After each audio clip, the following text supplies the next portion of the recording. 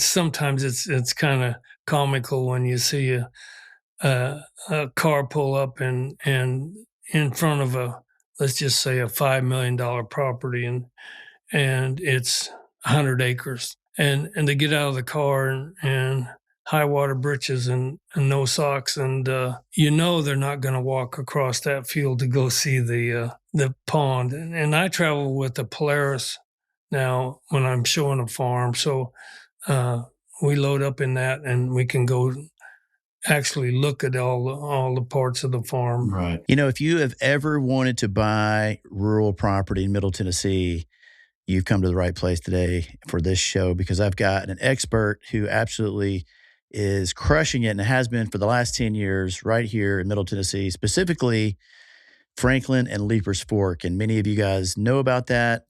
But I got Mr. Greg Musgrave here with United Country, and Greg has been serving the Middle Tennessee area for real estate for some time. He loves the countryside. He's got really an unmatched knowledge when it comes to ranches and rural real estate of any kind, farmland, recreational properties, equestrian estates. And so, Greg, I'm thankful you're here. I've known you for a long time. It's good to be here. It's good to see you.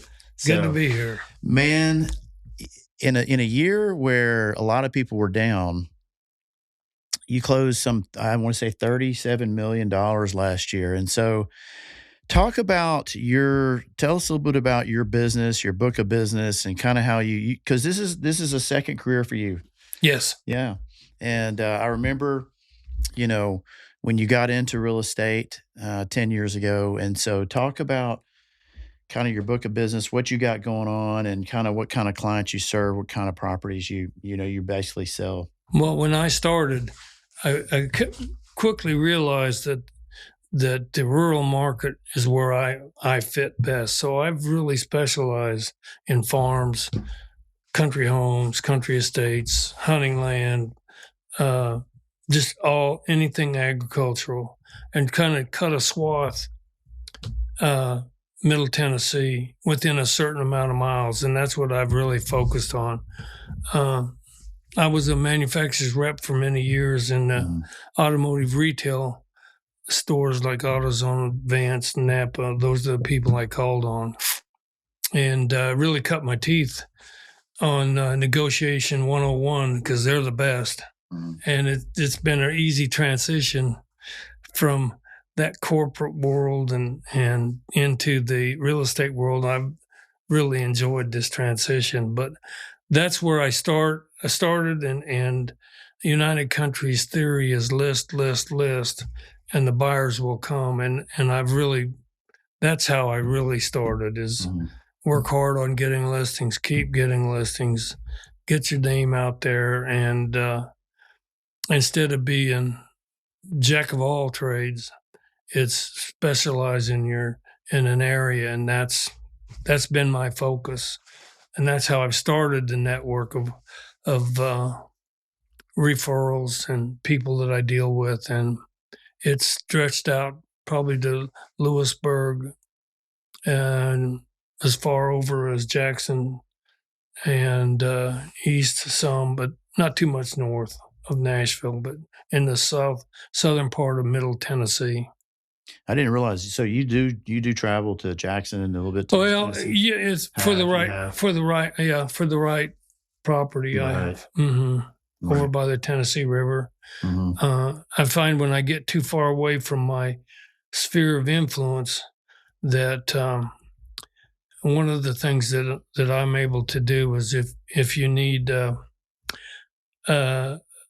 electric line buried, I know who to call, and I know the people at the power companies that you have to deal with, and that's the backside of what I do, because once someone moves here and they buy the land, and then they go, okay, now I got to get water to the property, I got to get a road built, I got to get this or I got to get that, and that's where that's part of it, in my opinion. There's a lot that goes to it. I mean, we talked about, you sometimes will see agents that come out. Maybe they have on patent leather shoes or something, and or high heels. Maybe it's not the. You can kind of know that when it Yeah, comes to rural property, you've got to do some. You got to kind of get a little bit dirty sometimes, right? yeah. It's sometimes it's kind of comical when you see a car pull up and in front of a, let's just say, a $5 million property, and it's 100 acres, just hypothetically, and they get out of the car and high water breeches and no socks uh, or high heels. You know they're not going to walk across that field to go see the pond. And I travel with the Polaris now when I'm showing a farm, so uh, we load up in that and we can go actually look at all the parts of the farm. Right. Mm-hmm. They'll That's get into huge. Polaris and ride with you there. That's huge. Well, I mean, like you think about that because I mean, some of these estates, I mean, they're 100 acres is a long ways to walk all the way around. Can't really, it's not feasible. And you've got like an hour, maybe 2 hours. A realistic showing on a farm's a couple hours to see it all and talk about the features and let people get out in the middle of a field and kind of smell the roses. And so that's Greg. That's what I do. But is most, most of it kind of centered here in Middle Tennessee in terms of like Franklin and Leapers Fork and Chapel Hill, College Grove, Murray County, Hickman County. Right. That's the Dixon County. That's where I really try to focus because see that my network of, I don't want to call them subs, but my network of I know who to call for a plumber in Centerville, or an electrician in Dixon. Right. Right. Mm-hmm. That's huge. So talk about what is so special about Leapers Fork, because this is where your office is, and some people know about it, some people don't, but there's definitely special. Leapers Fork is a really special place. This is where you live. I live in Leapers Fork. We moved there in 2002.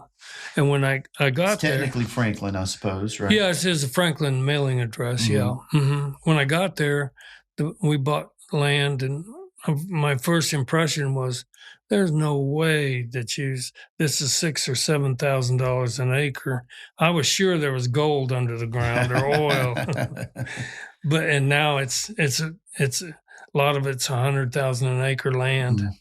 Wow. And it's, how do you explain that? Well, when we moved in 2002, it was a just small little tight community, and there was Lawn Chair Theater was having music events out there, and my wife, when we got here, said, "Oh, I'm not going to know anybody," and we laughed about that now because she knows everybody that's ever been to Leapers Fork. Hi, Laura. And she can spit back the wife's name, the dog's name, the mother-in-law's name, and she's amazing with that. But anyhow, it's evolved into what it is now, and partly because of the historic part of Leapers Fork, but also there's no stoplights, there's no stop signs, there's no McDonald's, and there's not going to be. It's all septic, and there's no sign in the future that sewer will ever get there, and so it's going to maintain its charm. Plus, it's locked by Tennessee Land Trust land on both ends, and that puts a different twist to it. So it has preserved its charm. Aubrey Preston's a big part of that, and that's his vision for the town, is to grow up to about what it is now, and it's maintained that charm the whole time. So it's really a neat place to be. You need to all come out there and take a look. And there is a music scene there, right? Fox and Lock has Thursday night open mic. It's amazing who you'd see there on a Thursday night. Celebrities, I'm sure that everyone will know. Yeah. But then, yeah, that's the main music venue. But there are studios dotted all across the the terrain there. Yeah, it's a lot. It's a big place for writers or Yeah. people in the music industry to Yeah. buy a home as a writer's retreat, second home, even though they may live in Nashville or somewhere else out of state. Right? We're finding most of them that buy out there live out They there. live full time. Yeah. And their offices in Music Row in Nashville or somewhere else. Yeah. Yeah. So I know you're really involved in sustainable living, community initiatives, and preservation for the local heritage and the environment. So if we talk about that, because that's really important, especially for places like Leapers Fork. Well, it's not only Leapers Fork. It is in Leapers Fork, but it's as you get away from there a little bit further, what happens is the shock of the price of a per acre right in Leapers Fork will allow people to say, well, I can drive a little bit further. And they get out in the country a little bit further, and you can buy more land, of course. And there's some really beautiful spots, creeks, pastures, woods. And every one of them they come from an area where there are lots of postage stamp lot, and they've sold it for several million dollars. And they think I can buy all of this and I still have money left over. And that's what's happening right now. Right. I joked when I started in the real estate business, I wanted to put on my business card, cash sales only.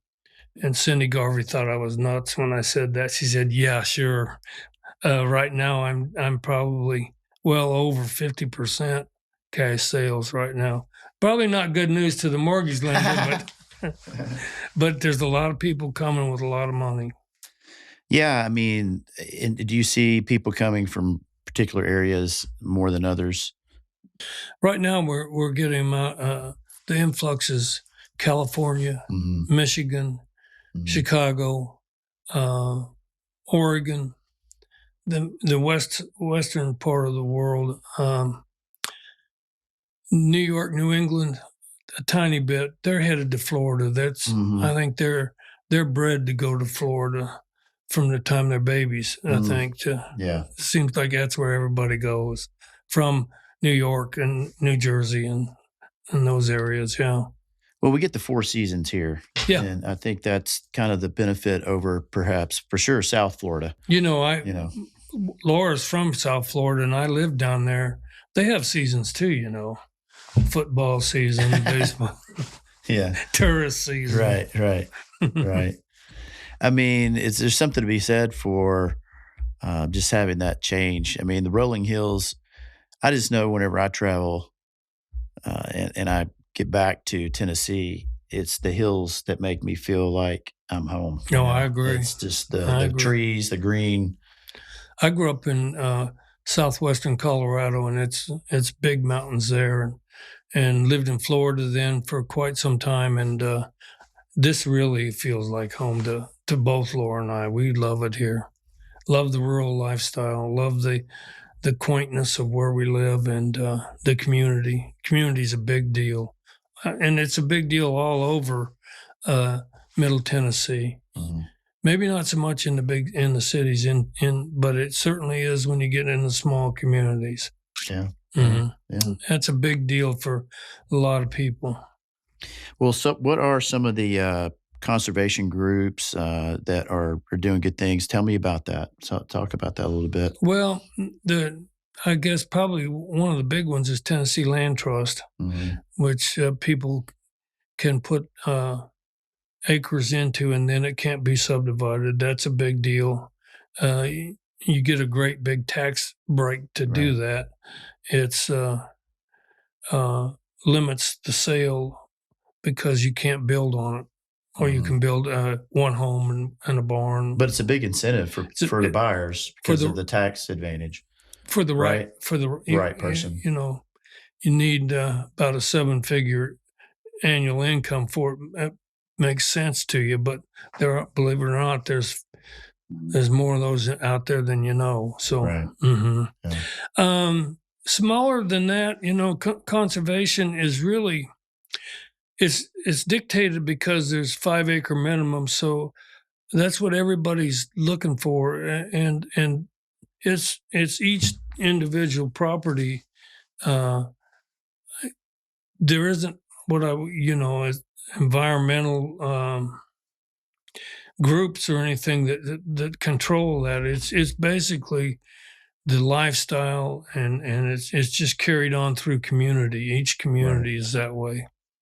So someone's moving from out of state and they want to start on the lower end of those 5 acres. What is going to be, in your opinion, what are the top couple of places that they're going to It depends see on good success? how far they want to be from Nashville. But so if I have somebody that says hour and a half from Nashville is fine, I'll start them in actually Hickman County. Mhm. Because there's some very nice, beautiful land around the Duck River, Yeah. and places that can be fairly easily accessible. Or Maury County, Mhm. the closer to I-65, the higher price. Closer to 840, the higher the price goes. So it kind of depends on if they have school-age children. If they have school-age children, they all want to be in Williamson County because the schools are Mhm. just, you can't get better than this. Right. Right. hmm Right. And healthcare here is the same thing. So, Right. Now, what do you like to do when you're not working? well, I've got a group of, we call ourselves now the Medicare Cowboys because we're a little bit older, but we ride horseback trail ride in and all over here. I've probably been I don't know how many 1,000 miles I've ridden on a horse, and off through the woods here. We've got some really cool trails. We ride the Natchez Trace for a little while, and then we drop off through a creek bottom, and we go off through a farm that we have permission to go on, and just make big circles and travel some to ride, and love doing that. How often do you guys do that? Yeah. Depends on how busy I am selling real estate. Yeah. Everybody wants to see a farm on the weekends. Right. So, once, twice a week. Oh, that's great. Yeah. So what are some questions, people looking at a house versus looking at farms and huge estates, recreational properties, ranches? It's two different types of properties. You've really focused on these, acreage. So what are questions that people should ask when they're looking at these types of properties? Well, when I start, we sit and talk for quite a while before we even go out to look, because a lot of people have this, well, I want 100 acres, and I want this great big grand place. And in reality, they don't want 100 acres worth of work. And so when we talk to them about what it is you want to be able to have, a couple of horses, half a Noah's Ark with, chickens and rabbits and little stuff. But we kind of get a feel for what they want to do, and then we can start isolating in on properties. And it's not just property, because the houses, you got to be able to live in the house that you're going to buy too. And it's not just be able to sit in a creek and say, wow, this is great.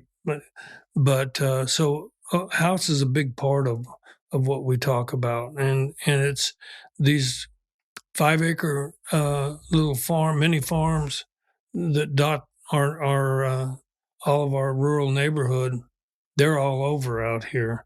And some are very fancy, and some are very 1960s. And so that we kind of get a feel for what they're looking for, how many, kids they have, what size of house they want. And we start there, and then we kind of build on that to what their budget is to buy land. So you may want to have a 5,000 square foot house, and like to have all this land, and then we have a Bud Light budget, and we're not going to be able to buy that. So we have to kind of balance what's good and what you can get and what you can afford. And that's when we call you, Mark, and say, hey, fix this for us. And property taxes here are a lot cheaper than what a lot of people are used to in other states. Almost to the person. People are surprised. Almost to the person, when I show them what the annual property tax is, they said, you mean that is a month per month, right? And I'm going, no, it's not per month. Wow. I'm not surprised. And you see the difference. If you're less than 15 acres, it's one level. If you're 15 acres or more, you can get in the green belt with your property, and that'll cut your taxes at least half. And when they realize that, then that allows you to buy a little bit more land. Yeah. Because that's part of it.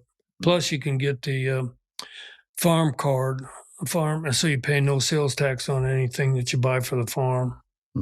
I tried to do my brand new Denali pickup truck that way, and they went, I don't think so.